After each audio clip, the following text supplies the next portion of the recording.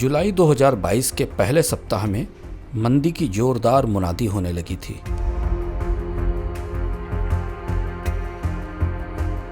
दुनिया के शेयर बाजारों ने मंदी की आमद के लिए खुद को तैयार करना शुरू कर दिया था।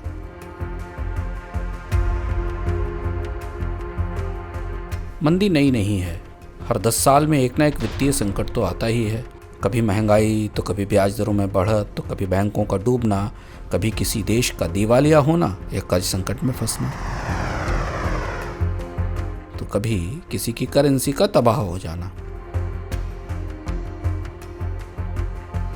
संकट का नया संस्करण जैसे ही आता है, इतिहास को पलटकर देखा जाने लगता है। यह वही दुनिया होती है जो सामान्य दिनों में इतिहास से कुछ नहीं सीखती, लेकिन संकटों में खुद को बिसूरने के लिए इतिहास को याद जरूर करती है।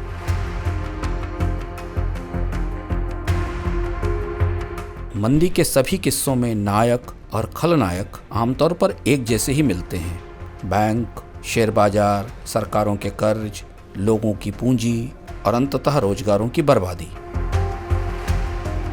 फिर चाहे वो 1930 की महामंदी हो, 1970 का स्टैगफ्लेशन हो या 2008 में लीमैन बैंक के डूबने के बाद आया वित्तीय संकट। लेकिन इन सभी संकटों का एक पूर्वज था जो 18वीं सदी में आया था। वह लगभग आज के जैसा था और इस संकट में परोक्ष तौर पर भारत भी शामिल था। क्या हुआ था 18वीं सदी में? पलटते हैं इतिहास के पन्ने, खनक उठते हैं किस्सों के सिक्के।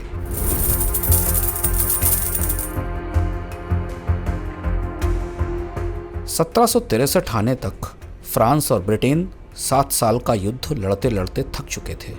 जंग ने इन देशों की अर्थव्यवस्थाओं को बर्बाद कर दिया था। पेरिस में संधि की मेज पर बैठने से पहले यूरोप एक कर्ज संकट की चपेट में आ चुका था। बर्लिन उस वक्त का उभरता हुआ वित्तीय बाजार था। एम्स्टर्डम के मर्चेंट बैंकर कर्ज का जुगाड़ करते थे। हैम्बर्ग का बैंकिंग कारोबार आज की इंटरमीडिएट संस्थाओं की तरह काम करता था।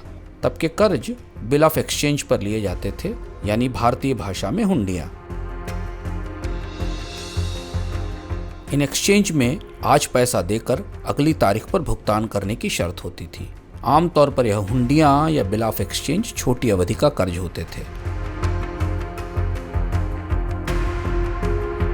लेकिन बाद में इनका रोल ओवर होने लगा और यह लॉन्ग टर्म बॉन्ड की तरह हो गए। दौर युद्ध का था, मांग खूब थी, खूब कर्ज लिया गया, सरकारें कर्ज लेने में आगे रहीं।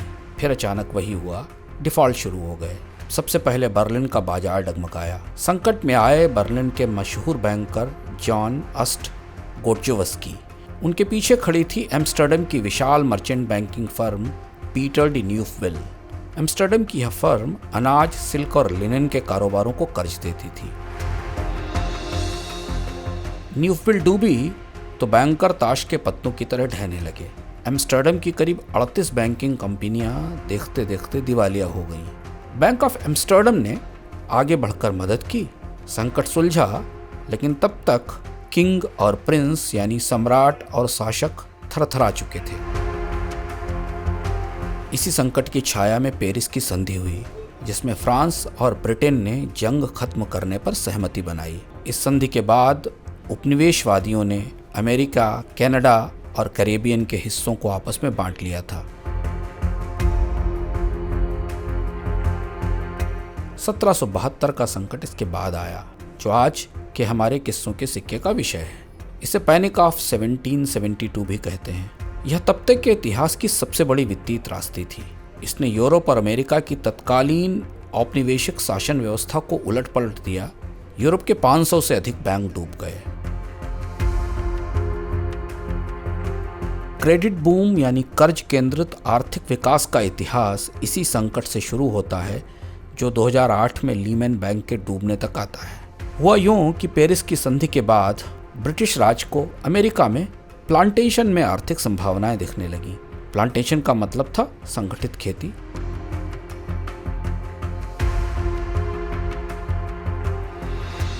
प्लांटर्स बैंकेबल थे, यानी उनके कारोबार को और खेतों को दिखाकर उनके बदले कर्ज लिया जा सकता था।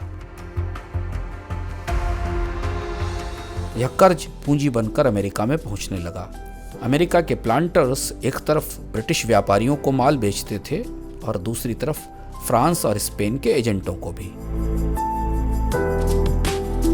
उन्हें दोनों कारोबारों के बदले कर्ज मिलता था। प्लांटर्स ब्रिटिश के बजाय अन्य देशों के एजेंटों को तरजीह देते थे। फिर भी कारोबार तेजी से फल फूल रहा था। सैकड़ों बिल ऑफ एक्सचेंज यानी हुंडियां इधर उधर हो रही थीं।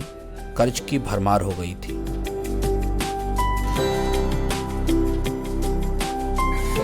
सब कुछ बदलने लगा जब बिल ऑफ एक्सचेंज में फ्रॉड के मामले सामने आए। यह पाया गया कि कई हुंडियां यानी बिल ऑफ एक्सचेंज नकली थे। नकली हुंडियां देखकर बैंकरों का भरोसा टूटने लगा। कर्ज की आपूर्ति रुक गई।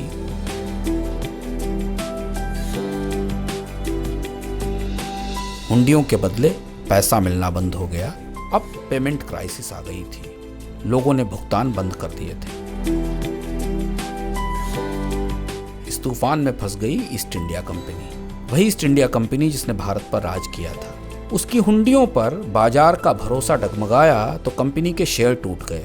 कहते हैं कि लंदन के बैंकर अलेक्जेंडर फोर्डायस को ईस्ट इंडिया कंपनी के शेयरों में 3 लाख ब्रिटिश पाउंड का नुकसान हुआ था। जून 1772 में सबसे पहले लंदन के 2 बैंक डूबे। इसके बाद तो बैंकों का जैसे पतझड़ शुरू हो गया। देखते देखते लंदन के 500 और यूरोप के अन्य देशों में 30 बैंक दिवालिया हो गए।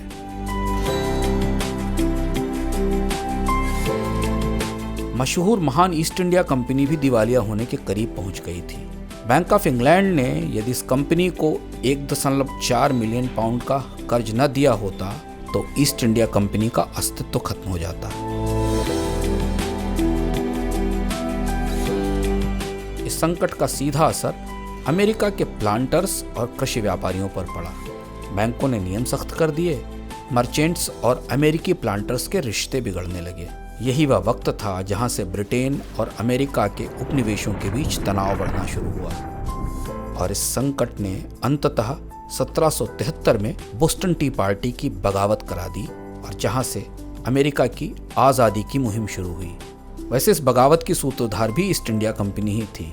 दरअसल 1769 से 1773 के बीच भारत के बंगाल में अकाल के कारण ईस्ट इंडिया कंपनी की कमाई टूट गई थी।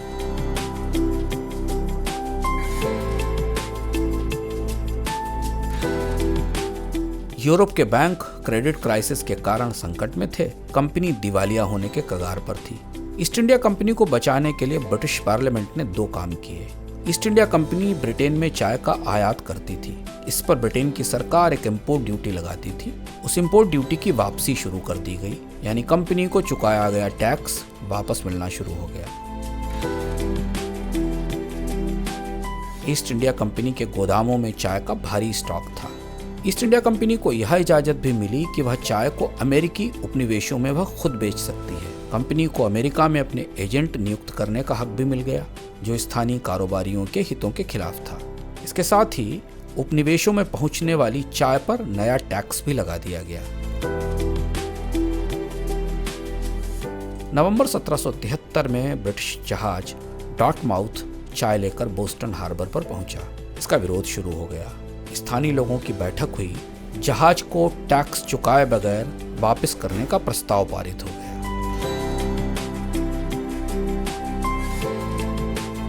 अधिकारियों ने मामला सुलझाने की कोशिश की, मगर बात बढ़ती गई और फिर आया 16 दिसंबर 1773 का दिन, जब बोस्टन के हार्बर पर हंगामा हो गया। ब्रिटेन के विरोधी जहाज़ों पर चढ़ गए जो चाय लेकर बोस्टन आए थे। उन्होंने पेटियां उठाकर पानी में फेंक दी। यह ब्रिटेन की गुलामी के खिलाफ अमेरिकी क्रांति की शुरुआत थी।